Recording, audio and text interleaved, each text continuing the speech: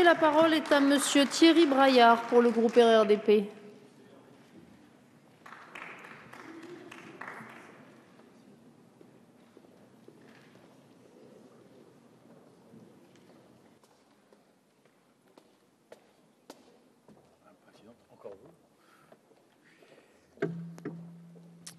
Madame la Présidente, Madame la Ministre, Madame la rapporteure, voilà une question très contemporaine à laquelle cette proposition de loi tente d'apporter une réponse circonstanciée. Et je tiens à mon tour à féliciter au passage Madame la rapporteure, Chaynesse Khirouni, pour la qualité de son travail, améliorer, mieux structurer le statut des stagiaires étudiants. C'est le thème de cette proposition de loi et c'est tout le travail que vous avez mené. Trop longtemps, sur la plupart de ces bancs, il a été dit qu'il fallait combiner la formation initiale avec l'immersion de l'étudiant dans l'entreprise.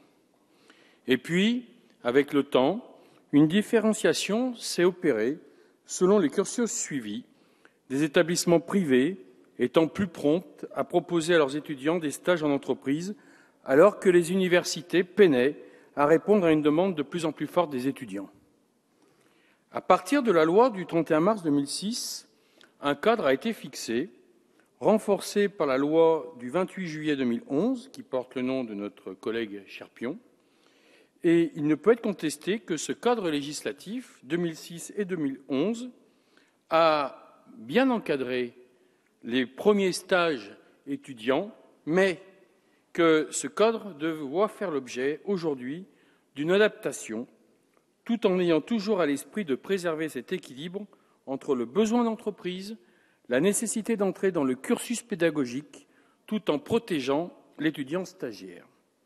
Ainsi, cette proposition de loi complète les dispositions déjà acceptées lors de nos débats en séance sur la loi de l'enseignement supérieur et de la recherche du 22 juillet 2013, où on a passé pas mal de temps ensemble, Madame la Ministre. Et il est vrai que certaines universités ont déjà mobiliser leur bureau d'aide à l'insertion professionnelle, je vous rappelle issu de cette loi, pour mieux aider les étudiants à trouver leur lieu de stage. Et ce dispositif doit être encore plus étendu pour ne pas pénaliser ceux qui ne disposent pas du réseau relationnel nécessaire. L'objectif est clair, trouver l'adéquation entre la demande du stagiaire et l'offre des entreprises. Dans le travail parlementaire, nous avons déjà avancé pour faciliter l'encadrement de ces stages et leur réalité. J'ai dit que cette question était contemporaine, car force est de constater que ces dernières années, la pratique des stages, intégrée dans le cursus de formation de nombre d'étudiants, a connu une expansion considérable. Les chiffres sont là, ils sont dans l'excellent rapport que j'ai cité. Ainsi, alors qu'en 2006, on estimait le nombre de stages à 600 000, on en compte aujourd'hui 1,6 million, selon le rapport cité et le rapport du Conseil économique, social et environnemental. Il ne faut pas s'en plaindre. Mais si personne ne peut remettre en cause la plus-value incontestable que représente une période de stage dans la formation des étudiants, tant pour découvrir le monde du travail, pour construire son projet d'orientation que pour favoriser leurs futures insertions professionnelles, la pratique a toutefois relevé des dérives, détournant ainsi la vocation première du stage, être un outil au service de la formation de l'étudiant dans son cursus pédagogique.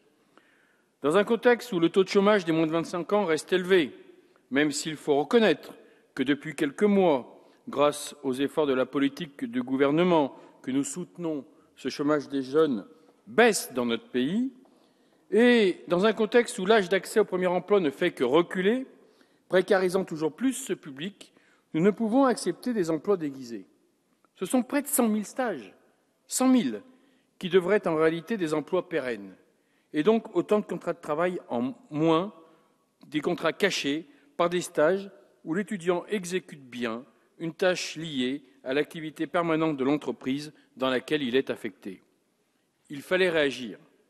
La loi sur l'enseignement supérieur et la recherche, que j'ai déjà citée, sait déjà que les périodes de stage correspondant à une période temporaire de mise en situation milieu-professionnelle au cours de laquelle l'étudiant acquiert des compétences professionnelles qui mettent en œuvre les acquis de sa formation en vue de l'obtention d'un diplôme ou d'une certification, c'est une reconnaissance qui a été importante. Et puis, cette réaction peut être salutaire pour couper court à toute suspicion, car comme je l'ai dit tout à l'heure, je crois qu'il faut passer d'un climat de défiance à un climat de confiance.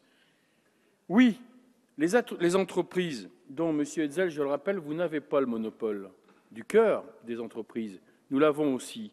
Oui, les entreprises, dans leur très très grande majorité, Madame Genevard, dans leur très très grande majorité, jouent le jeu des stages en entreprise, de cette immersion dans le monde professionnel tant nécessaire pour préparer les étudiants à leur avenir à court et moyen terme.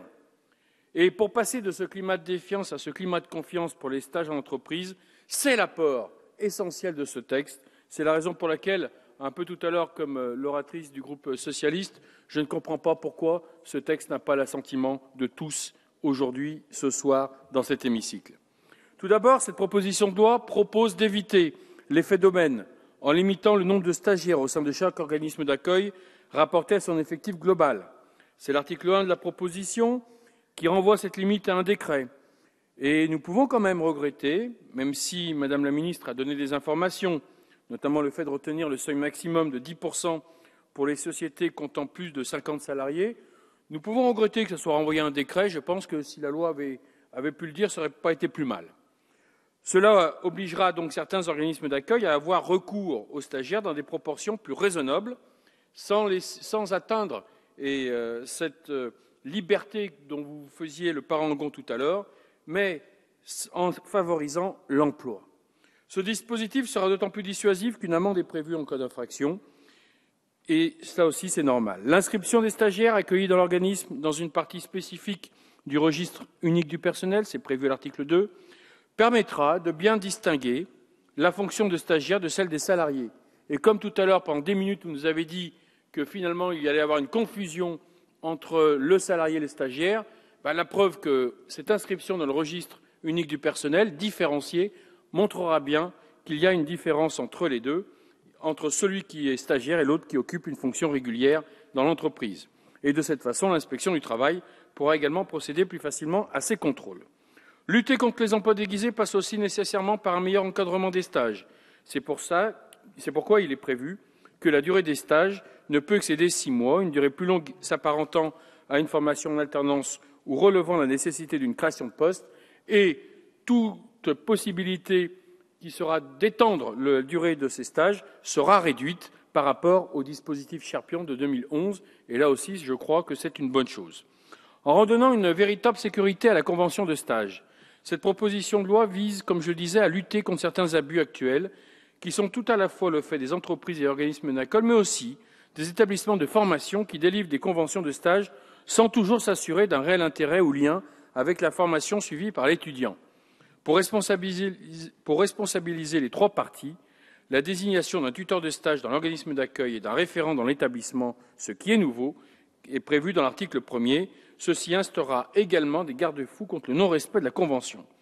Car c'est aussi pour un meilleur respect de la Convention de stage et des tâches qui y sont stipulées qu'un stage demeurera un outil au service de la formation de l'étudiant. À ce titre, le groupe des députés radicaux de gauche a déposé un amendement pour garantir que les tâches affectées aux stagiaires soient expressément définies par la Convention en accord avec les trois parties. Certes, on m'a rétorqué que cela n'était pas du domaine de la loi, mais du règlement. Je m'obstine à penser que cela va toujours mieux en le disant et qu'une définition précise des tâches à accomplir encadrera mieux les obligations de l'étudiant stagiaire et de l'entreprise accueillante. Aussi, autre partie importante de cette proposition de loi, la précision des droits du stagiaire, le protégeant mieux, lui qui découvre souvent pour la première fois l'univers professionnel. Les dispositions du Code du travail relatives aux autorisations d'absence en cas de grossesse, de paternité ou d'adoption pourront dorénavant être appliquées aux stagiaires. J'ai obtenu en commission qu'il soit inscrit systématiquement dans la Convention, pour les stages de plus de 2 mois, la possibilité pour le stagiaire de bénéficier de congés et d'autorisations d'absence. C'est une belle avancée. Toujours dans l'esprit de mieux protéger le stagiaire, il est aussi reconnu les mêmes protections que les employés contre toute forme d'harcèlement. Loin de ne prévoir que les droits des stagiaires, cette proposition de loi parvient tout de même à trouver un équilibre essentiel en rappelant également les devoirs qui leur incombent vis-à-vis de l'organisme d'accueil, comme le respect du règlement intérieur de l'entreprise, le respect du lien de subordination, le respect des obligations qui lui incombent.